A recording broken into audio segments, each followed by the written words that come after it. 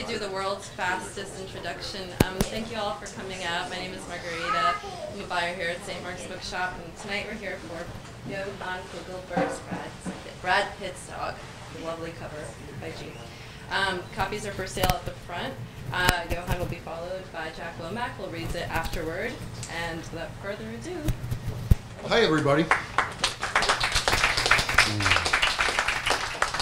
So this book ended up being called Brad Pitt's Dog because a few years ago I wrote about a local artist and friend who died tragically, Dash Snow.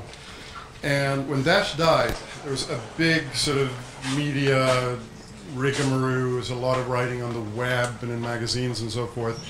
And I always admired Dash's art a great deal. And you know, when I saw like people writing about him, I realized that so much of what they had to say about him was based on this media persona that in turn was based on who his grandparents were. His grandparents were these really wealthy art collectors. And it was sort of the way that his art was judged reminded me of, you know, the notion of walking down the street and seeing a dog take a dump on the sidewalk. Not that interesting. You see it quite often in this city.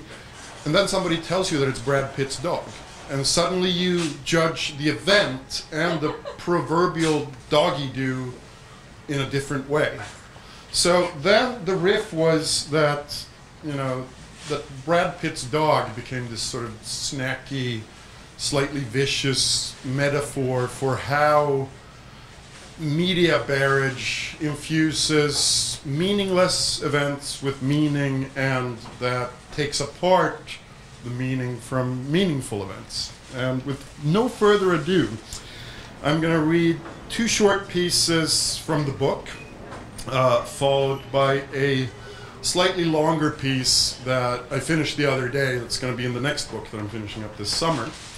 After that, my favorite New York City science fiction author of all time, Jack Womack, is going to read his killer afterward for the reason I've seen Jack read many times, and I will not follow that man under any circumstances whatsoever.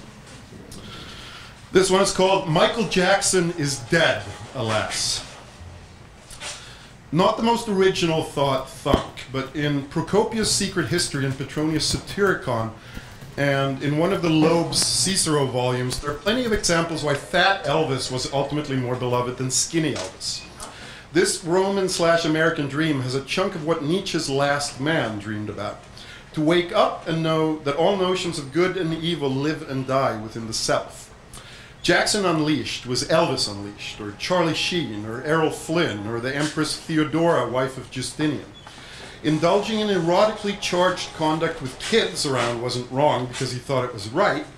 The towering statue on the Thames and the entourage of enablers and the Bananas real estate choices were more a general array of seduction tools than external impositions of internal grandeur. Justinian's human torches and Caligula's blood frescoes were congenial to the worth of the human life of a slave at that specific point in time. Jackson fired lawyers, nannies, chefs, and doctors off with their heads. People don't age in television reruns or rock video downloads, so therefore there seems to be a business model to be set up where lookalikes for the artist's prime years can show up and conduct Civil War reenactments, and the artist/actress/model/porn star can age in her mansion Sunset Boulevard style until their death struggle can become an act of medial bravery.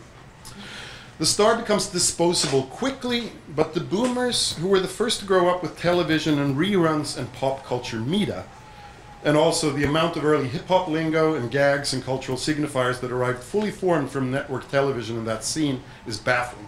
Patty Duke, Addams Family, the Jeffersons, etc. The boomers saw the Farrah Fawcett's and Saturday Night Livers and rock video stars as their pop cultural counterpoint and dream weapon, to be used against the history and tradition and responsibilities that were forced or spoon-fed them by their parents and grandparents who never let them forget for a minute they fought the war and sacrificed everything to provide them with color television and 28 flavors. The only handy counterattack is to gain complete control of dreaming, as the greatest generation were powerless in dreams. In dreams begin your responsibilities. In the projects, there are myriads of people who live their entire lives as ghetto superstars. The facade or armor can and will last a lifetime as long as the upkeep is meticulous. Michael Jackson is a failed ghetto superstar, since the upkeep of his facade was so sketchy that we actually found out about the pedophilia, the near bankruptcies, the skin bleach, and the records that didn't do so well. A ghetto superstar would never blow it like that. He'd come out of his low-income pad dripping with facade and strut like a monument of unrealized potential, with a plethora of deals in play constantly, without any of them ever needing to be realized, as unrealized potential is always de facto potent, and stuff that actually has happened can be judged by an audience to be flaccid or done or passé. Brand new, box fresh, shiny and expensive. The preppy look has always been current in the ghetto.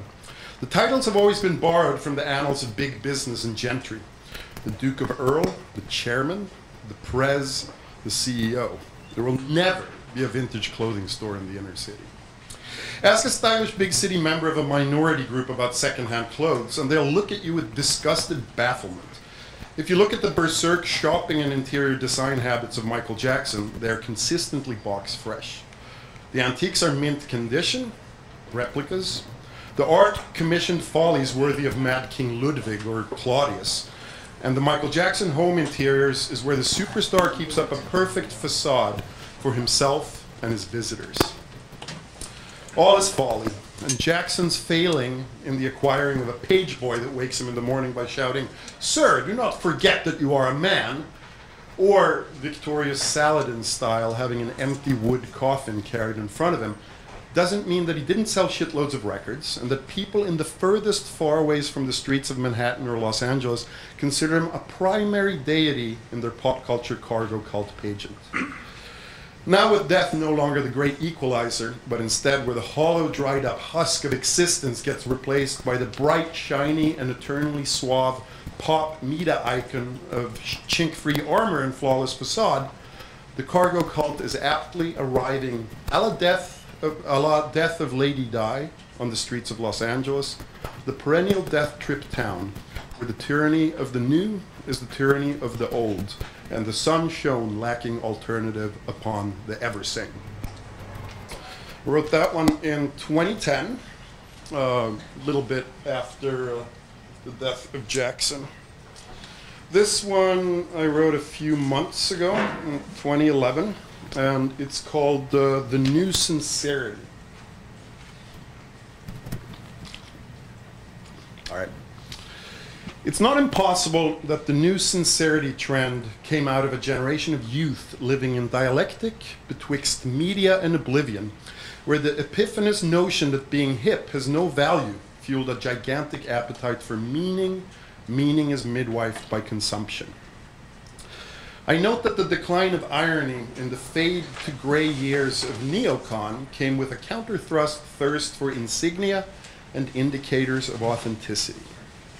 As the applied irony in blog/web/Gawker comment box snide is being backlashed with the in some instances equally hollow white middle-class posts of the new sincerity, it is of merit to attempt to identify the ideas of these new Ides of March. The much more subtle gloat of betterment is the rejection of cultural and spiritual superiority as a weapon lacking ammunition. So every time I chuckle as some exponent of the new sincerity strides past me, I immediately feel a bit sad and I attempt to stifle it. There's no doubt that the new sincerity is a good thing, as in Martha Stewart says. Urban 20-somethings making homemade dill pickles, buying vintage vinyl, dressing in tweed suits, rocking Louise Brooks smocks and haircuts, as they earnestly discuss Faulkner or Bataille, is pure and unfiltered a good thing. I need to thwart any suspicion that they, en masse, were trucker cap wearing, coke snorting, skinny jeans vice types a few months ago. That can't and shouldn't be the case, no, sir. Back in the while ago, as I was working on a book on hip-hop, about 5 years ago, I had an epiphany which I think is of some worth. I was observing suburban homeboys in Greenwich, Connecticut. I noticed how my irritation was replaced by something that resembled awe.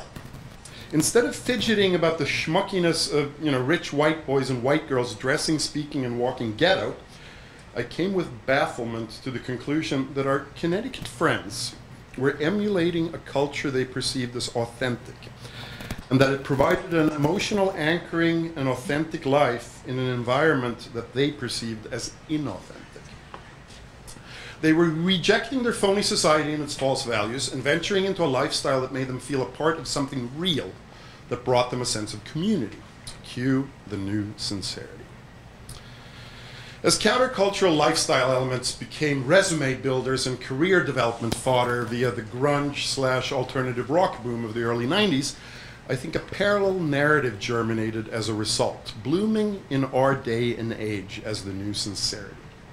The members of Vampire Weekend, Yeasayer, and their sartorially splendid ilk were born right around the time of Pavement and Liz Phair, and will on some level have had their preteen years infused with alternative lethargy and the defeatist residue of a smashed pumpkin.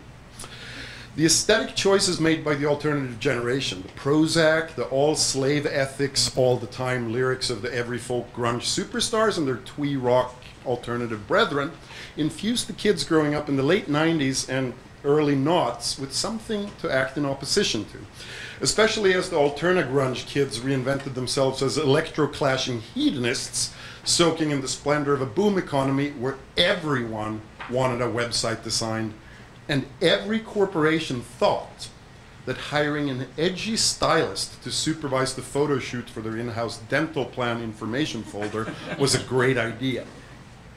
So, alterna grunge plus .com loot equals electroclash sarcastic mustache. Can we agree on that? And furthermore, keeping it real sideburns are smaller or equal to sarcastic mustache, which is smaller or equal to the tender lover beard. Can we agree on that as well? Then we can talk about how Pat Boone plus the Strokes equals Vampire Weekend. We can agree on that. And when it comes to the freak folk / new weird America craze and its abject ultra sincerity, can we deduce that Civil War reenactors in period hippie garb, recording on period reel-to-reels, growing period scuff facial hair, and no doubt stifling their period flow with period feminine hygiene products, are utilizing exactly the kind of life raft, in fact clawing at the raft, as these young peoples have had far too many day hours of their formative years self-surgically attached to dully glowing blue screens. They're in their own way putting up a struggle against the screen life through the utilization of these authentic tokens of the real life of yore. Over the hillbillies like myself claim that what was once directly lived has receded into an abject representation. The importance of connoisseurship has never been more prevalent in an urban cultural strata than among the new sincerity crowd. You need to know a lot. You need to know a whole hell of a lot. Luckily, the level of knowledge you need to amass is along the lines of an Edwardian occult order. You can front as long as it seems as if you know. Your knowledge of the first 5 seconds of songs in any given underground music genre is legion. Your perusal of trailers of marginal genre films reached 4 digits, and your apparent expertise in the field of Japanese handmade and hand-dyed denim is on par with a lifelong professional. At least as long as we live in a world of appearances, which we do. The naming of things is the knowledge of things, and it makes you wonder if the naming of the gene spirits, the rock spirits, the tree spirits, and the artisan cheddar spirits, as the new sincerity crowds walk through life like hunters and gatherers, is the only self-empowerment left to those who have their everyday infused with a world of banal appearances on Facebook pages. You can root around on FFFF-found and stare yourself Google-eyed on rollicking brigades of global eye hypercandy, all providing visual stimuli that winks come hither, hollow promise style, as it hints of visceral experiences with the texture of cozy fabrics and the scents of aged cheese. of pornographic consumer choices that can evermore only titillate until the very essence of your being demands to spurt out in a throbbing cataclysm of shopping for products that seem to fulfill all those innermost urges and cravings of sincerity, authenticity, textures, smells, history, and a context of you and your kind as propagators of the win of life, not the epic fail of the decline of empire and the crumbling collapse of carefully crafted manufactured goods. We must also remember that these are the habits of children. The men take enormous pride in their ability to grow facial hair. The foodstuffs that new sincerity restaurants and grocery stores obsess over are all landmarks of a childish palate. Connoisseurship of bacon, meat, cheese, deluxe junk food, cereals, oats, preserves, pickles. The clothes are manly and womanly in manners that mimic kids playing grown-ups. I think that this has to do with the lack of transitional time between being a debauching teenager and a debonair young adult. Once you're in college, you feel the urge to define yourself as worldly, knowledgeable, a connoisseur of the fine things in life. But as your palate, aesthetic as well as actual, is that of a child, your choices of indicators of refinement remain those of childhood. I can't but wonder if the new sincerity demand for immediate answers to questions of commodity consumption is based on an unsure reality that is now obliged to give us immediate answers, since that is how our online life chugs along on Wikipedia and its brothers of immediately authoritative misinformation. It's problematic as all heck, yep. As our experience of the news reporting surrounding the Japanese tsunami and nuclear accident came to prove that hyper-fragmented news updates presented at a pace so frantic that the ordinary checks and balances of news reporting were now just as dislodged as the plug and socket of the nuclear power plant, or the mishmashy pseudo-scholarly megalomania of the Wikipedia editing process. I think this will ultimately truly extend the lifespan of the new sincerity trend. These 20, 30-somethings are programmed to extend their emotionally rewarding consumption to how all manners of information is consumed. It's already happened. Turn over a rock and another octavo-sized journal is published on uncoded stock featuring artisanal fashion brands, musings on 19th century lit, unfocused snapshots of skinny people hanging out in authentic country surroundings, and lists of where you can go and buy gear that caters to this self-revealing lifestyle. I'm sure that we are a leap and a skip away from news reporting and event reporting with a similar slant, away from the pulse beat of the online din, published as letterpress broadsides, announced in the hamlets of upstate New York with loud yells of "Hear ye," as old Guy Debord proved in We Turn in the Night Consumed by Fire. Turning away from the world and its deceitful chatter is one of the high points of bourgeois luxury consumption. I got one more. Great.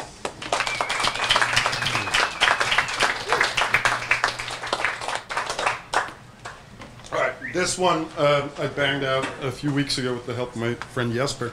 I grew up in Sweden and moved here in 1987, and Jesper followed shortly after that. And expats spend a lot of time obsessing over the food of the old country. Don't you remember, how the potato chips are much better in Sweden than in New York City? You can't really get a fennel sausage here. The one thing that we didn't miss was Swedish pizza. The freedom to create in excess without any limitations of taste is a dream for artists of a certain temperament. Where work of extraordinary dreamlike disorientation is created for the absurd man and woman, lacking in the necessary pretense by the person who executes the art, where strange things are happening by themselves based on commercial powers at random by mistake. Remember how the first generation of surrealists worshipped at the altar of the Marx Brothers. Then consider how the absurd conduct of mainstream celebrities, Bobby Fischer, Michael Jackson, Demi Moore, Charlie Sheen, etc., reach real-life pinnacles of Ionesco-esque exquisite meaninglessness. Then reflect upon how much of the media chatter around us can seem like pure data. In Sweden, the culinary landscape has created Out of necessity and osmosis, a national blanket of works of art that reach such a deeply fucked, surreal, and counterintuitive culinary splendor that the most absurd creations by high-concept experimental artists, chefs, or artist-chefs wither in comparison. Swedish pizza. The rudimentary basics is that a wide variety of combinations of toppings are given monikers on the menu at the pizzeria. These names correspond in a mannerism fashion to Italy and exoticism, not unlike how a tiki bar relates to the lives of natives in Micronesia. These pizzas don't really have that much to do with stuff like the California Pizza Kitchen or those grim British gastropub pizzas, except for the shared notions of the picturesque. Swedish pizza is its own thing, based on convoluted notions of exotica and on the base cravings that can attach themselves to base commerce. Swedish pizzas have names like Jamaica, Acapulco, Banana Special, Big Ben, Princessia, Profumata. That's the messed up one. Profumata. Nice Special or Nice Special, I don't know which. And Golden Horn. And the pies contain toppings such as béarnaise sauce, kebab meat, banana, French fries, guacamole, taco spice mix, and peanuts. But hey, let's go straight to actualities. Tomato sauce, cheese, ham, banana, pineapple, raw onion, and kebab garlic sauce. That would be pizza Regiment Special from Pizzeria California in the town of Simrishamn. Tomato sauce, cheese, mushrooms, onions, bell peppers, kebab meat, hot peppers, and béarnaise sauce would be pizza Bikini from Pizzeria Godfather in Irvine. Tomato sauce, cheese, clementines, pineapple, mushrooms, and bolognese sauce would be Pizza Dennis from Pizzeria Rimini in Gothenburg. Tomato sauce, cheese, zucchini, eggplant, banana, and curry would be Pizza Stocksund Special from Pizzeria Nya Stocksund in Stocksund. Tomato sauce, cheese, ham, mushrooms, crab, bolognese sauce, tuna, shrimp, bacon, capers, pineapple, bell peppers, artichoke would be Pizza Maritza Special from Pizzeria Maritza in Simrishamn. It's hard to understand how all this began, but I have a couple of theories. There's plentiful anecdotal evidence that the first slew of 30-odd pizza restaurants that opened in Sweden were all owned by the same Yugoslavian family, who saw a splendid business opportunity, notwithstanding that their ethnic culinary roots weren't in the dish purveyed. Therefore, any authenticity and ethnic integrity of the dish offered went into immediate free fall, as the inherent understanding that lives with us in the traditional foods of our country of origin were very much not at all in place here, and anything anyone ever wanted as a pizza topping at any point, including when very, very drunk, would be unceremoniously placed upon the pie, notwithstanding how people from Naples or Rome or New York City or the Jersey Shore would feel about its interplay with a culinary tradition. It snowballed and escalated from here. Anything that seemed exotic or exclusive would end up as a culinary titillation, something that seemed like a good idea to eat at the time. Since a pizzeria was an easy and inexpensive restaurant to start up, great profit margin, not much need for culinary know-how, etc., Swedish pizza was well on its way to becoming the abject culinary absurdity it is today. I love everything about Swedish pizza. The general weirdness, the exotica narrative, the ceremonial naming of the pies, the economics of necessity. I love it all with the exception of the actual eating of the pizza. But that's actually not entirely true. The aroma of the Swedish Gräddost cheese, which is used instead of mozzarella on the pizza, when toasted and burnt, distributes a most enticing scent. And like most absurd junk foods, when consumed in adulthood, have more to do with the distant dreamlike echoes of childhood memories than anything else. I mean, once a year, it can seem like a good idea to purchase a can of Chef Boyardee. at least until the realization that the tin can contains shiny gelatinous glop sauce and the microcosm White Castle burgers of the ravioli pillows, resulting in your caveat emptor nausea flipping back into place. I have an Italian friend who eats at McDonald's. There are California Pizza Kitchen restaurants in Manhattan within a rock throw of genius old school pizza joints, so you get the point. Whenever I visit the old country, I canvass the countryside for pizza takeout menus, and my family are still somewhat delighted by the long-running in-joke of poetic oratorial declamations of the most absurd concoctions I've found. Tomato sauce, cheese, chicken, pineapple, banana, peanuts, curry. That would be Pizza I Polo from Pizzeria Central in Urban. Awesome. Tomato sauce, cheese, meat sauce, mushrooms, pineapple would be Pizza Hangover Special from Pizzeria Skåne Fagerholt in Fagerholt. Tomato sauce, cheese, ham, chicken, banana, peanuts, curry would be Pizza Italia from Pizzeria Roma in Tomelilla. Tomato sauce, cheese, mashed potatoes, filet mignon, mushrooms, sliced tomatoes, onions, and béarnaise sauce would be Pizza Oxplank from Pizzeria Roma in Tomelilla. And here's the top 5 most baffling. Tomato sauce, cheese, chicken, wild mushrooms, raisins, peanuts, banana, and curry. That would be Pizza Hike from Pizzeria Varmland in Örebro. Tomato sauce, cheese, canned fruit, cocktail, and chocolate. That would be Pizza Fruit from Pizzeria Minimac in Gothenburg. Tomato sauce, cheese, Swedish meatballs, kebab meat, onions, bell peppers, béarnaise sauce, and salami would be Pizza Eriksson from Pizzeria Kronoparken in Karlstad. Tomato sauce, cheese, duck, chanterelle mushrooms, black currants, and honey would be Pizza a la Duck from Pizzeria Bosporen in Leksand. Tomato sauce, cheese, pork tenderloin, shrimp, gorgonzola, cheese, pineapple, and curry would be Pizza Chicago from Pizzeria Alfagel in Boxholm. A somewhat odious aspect of the New Sincerity movement is that artisan foodstuffs have become luxury goods, rarefied purchases that act as lifestyle accessories by connoisseurs. This notwithstanding how said New Sincerity connoisseurs make squeaky balloon noises about sustainability, grassroots activism, and locavorism.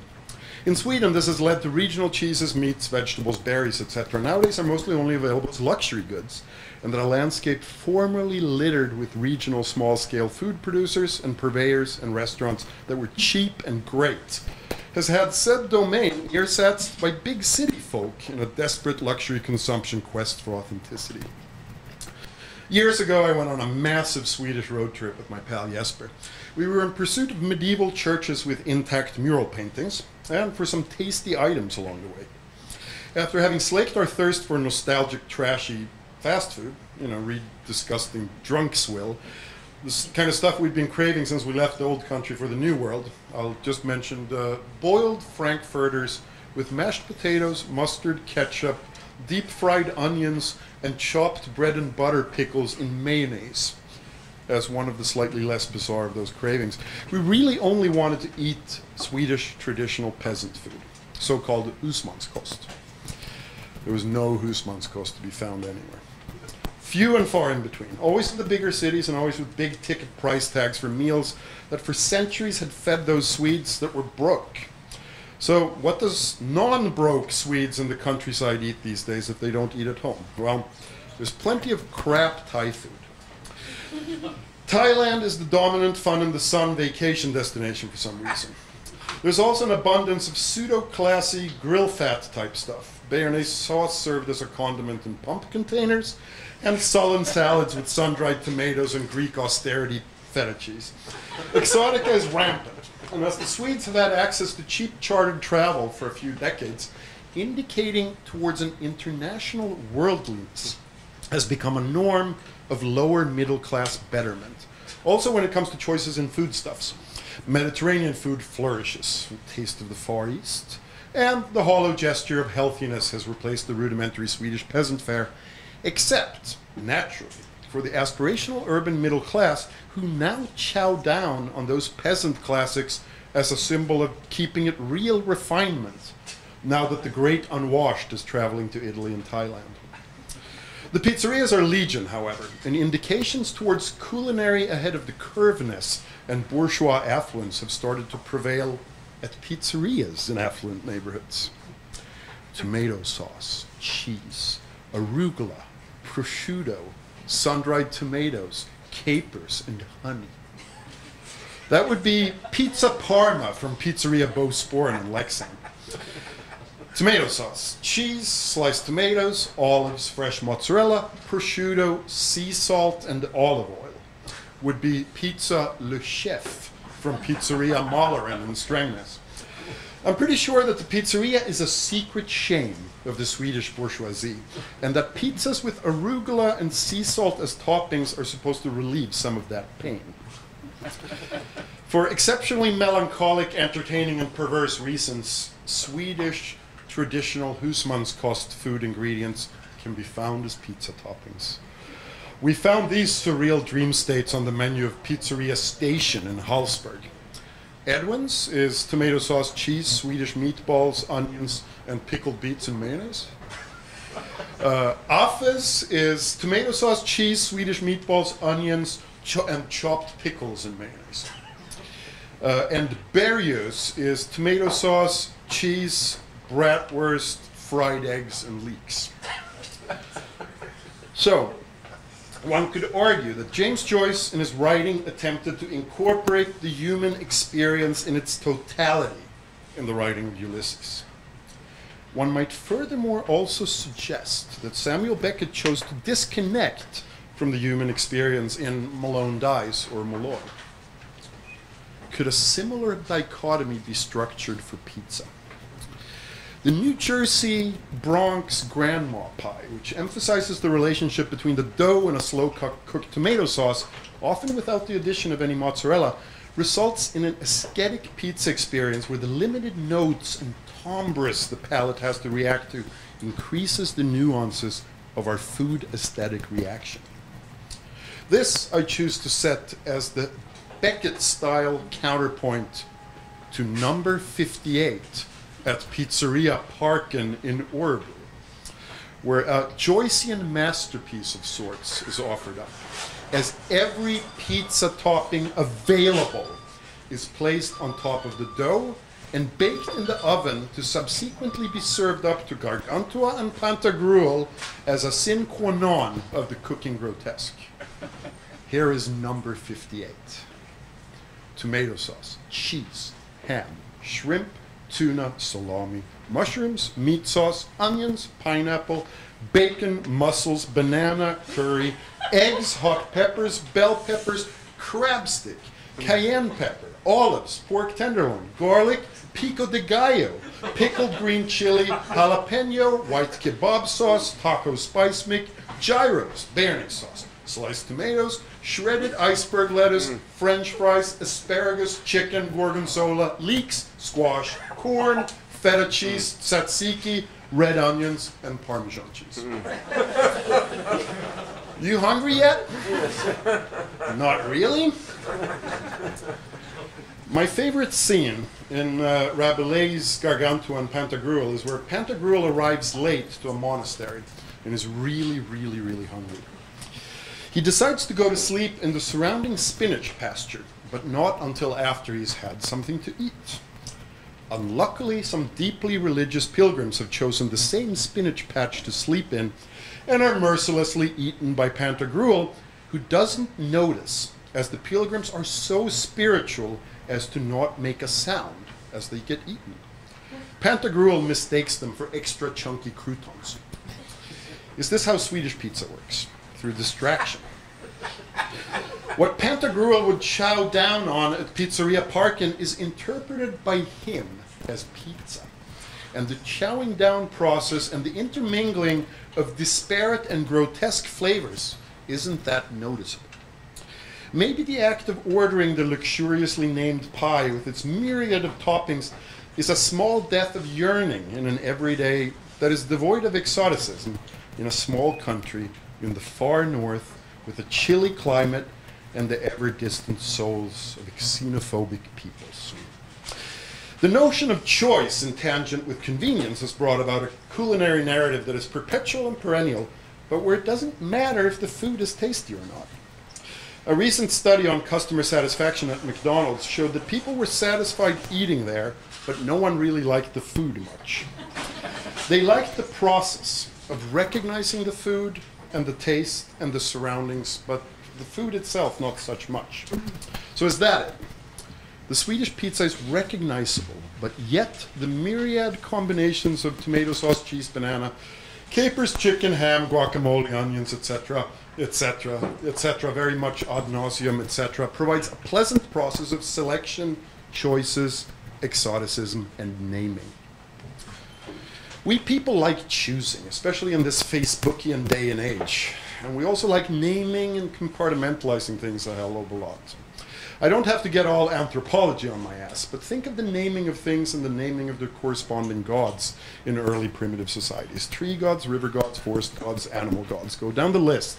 Think of Catholic saints, think of Roman gods, think of subcultural slang, skateboarders, the myriad names for a myriad of maneuvers. Think of fly fishing. We really like to name stuff and to compartmentalize stuff. Think of it. Friday night, you're plowed. You stumble into the pizzeria somewhere in small town Sweden, and your scrambled eyeballs dance across the menu. The imp and the id steers your intoxicated food craving, which is begging your central nervous system for béarnaise and meat and spicy heat and goo and burnt dough and for something special and for the food that lives inside of dreams. I want a pizza Marino. Tomato sauce, cheese, guacamole, smoked horse sausage, and bell peppers. Thank you very much.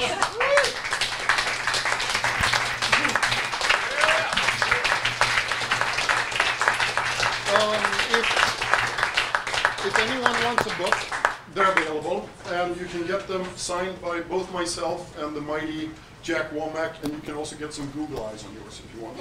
So here is Jack Womack.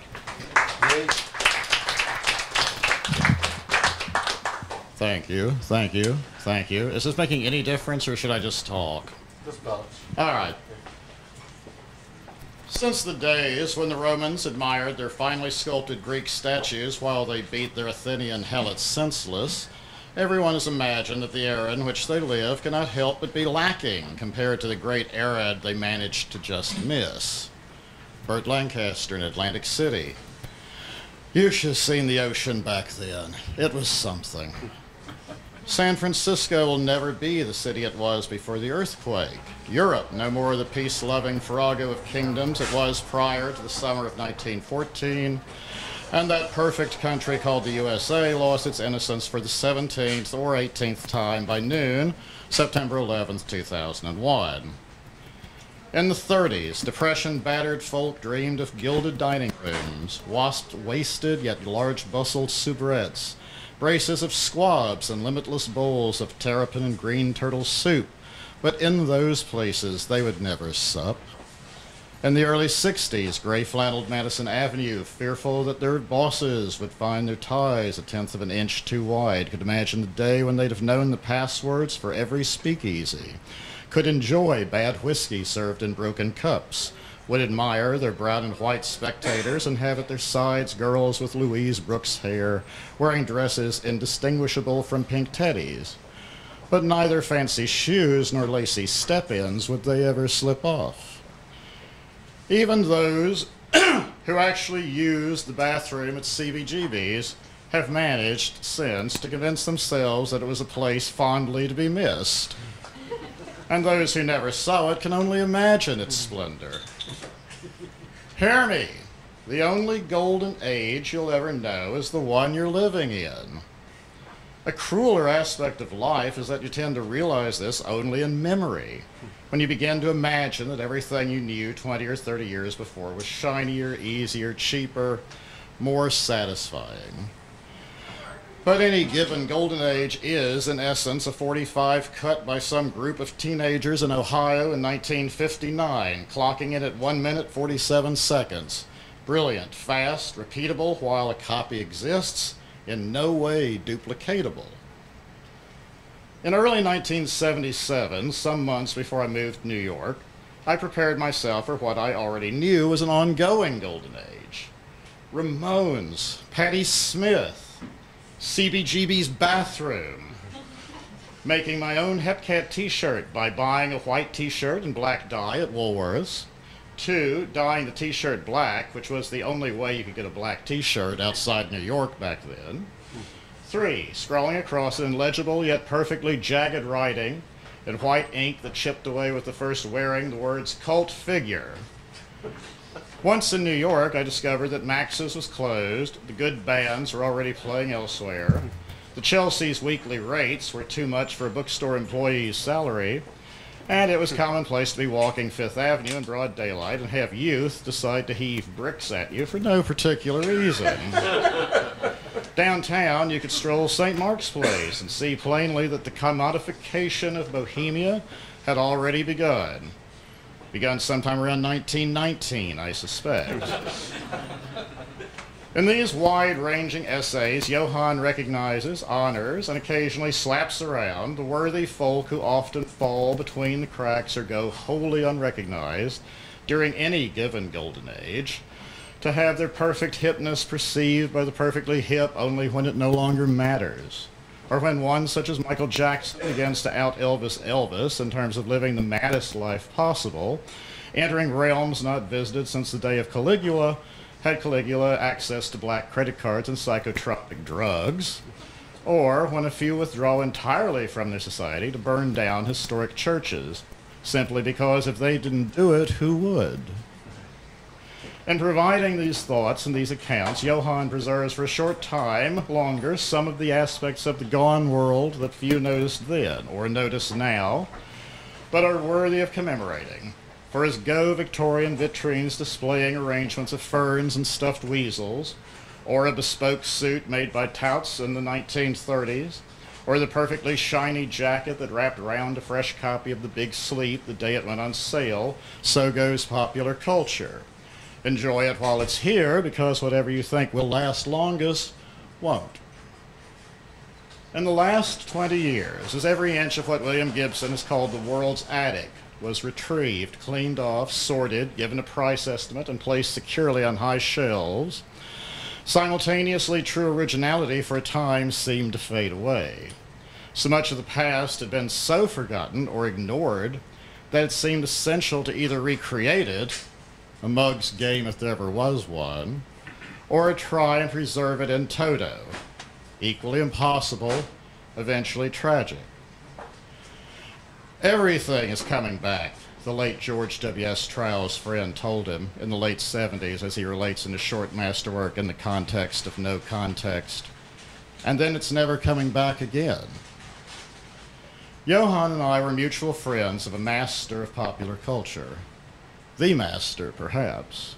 One who, idly queried regarding the bass player for the Ventures, would reply, the studio ventures or the touring ventures?